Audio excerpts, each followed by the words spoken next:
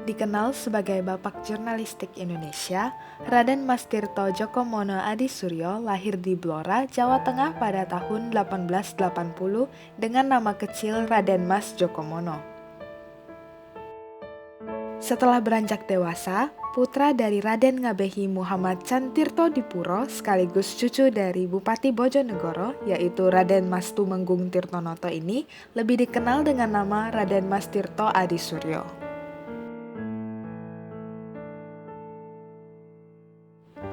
Raden Mas Tirto yang sudah dewasa memutuskan untuk melanjutkan studinya di Stovia. Semenjak bersekolah di Stovia, Raden Mas Tirto mencintai dunia tulis-menulis hingga beliau sering mengirimkan tulisan-tulisannya ke berbagai surat kabar terkemuka di masa itu. Namun, hal inilah yang membuat beliau tidak sempat menamatkan sekolahnya di Stovia.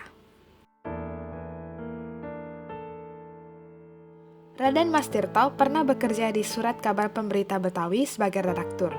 Beliau juga pernah menerbitkan Surat Kabar Sunda Berita yang menjadi surat kabar pertama di Indonesia yang dikelola Pribumi pada 1903 sampai 1906.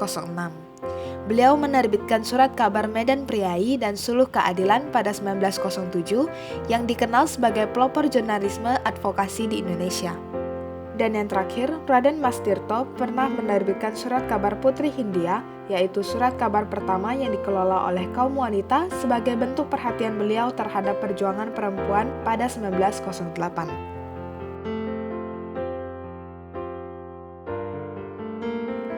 Raden Mas Tirto mencetuskan Serikat Priai sebagai wadah untuk memajukan anak negeri pada 1907. Namun sayangnya, Serikat Priai ini tidak bertahan lama. Raden Mas Tirto juga pernah tercatat sebagai anggota Budi Utomo, yaitu organisasi yang didirikan oleh para pelajar Stovia. Beliau juga menggagas lahirnya Serikat Dagang Islam atau yang dikenal dengan SDI di Buizenzok dan Batavia.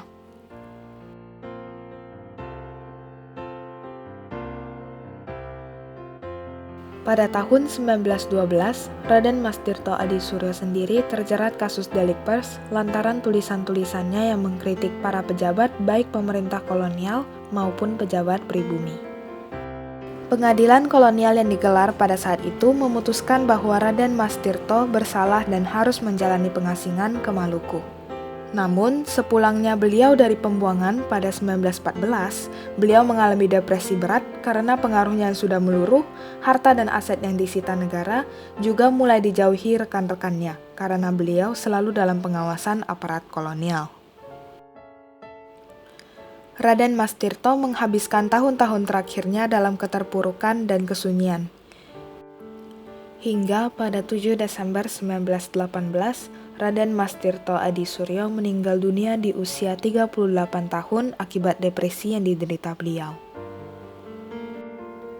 Setelah kematiannya, nama beliau hilang dalam pusaran dunia pergerakan yang beliau perjuangkan.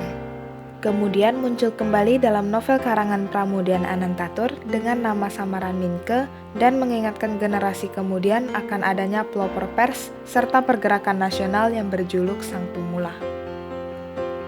Pada 1973, pemerintah Republik Indonesia mengukuhkan Raden Mas Tirto Adisuryo dengan gelar Bapak Pers Nasional dan pada 2006 pemerintah Republik Indonesia mengukuhkan nama beliau sebagai salah satu pahlawan nasional Indonesia atas jasanya sebagai perintis persurat kabaran serta kewartawanan nasional Indonesia. Kata-kata adalah senjata. Saya menulis karena saya harus melawan. Dan saya melawan karena saya tidak takut.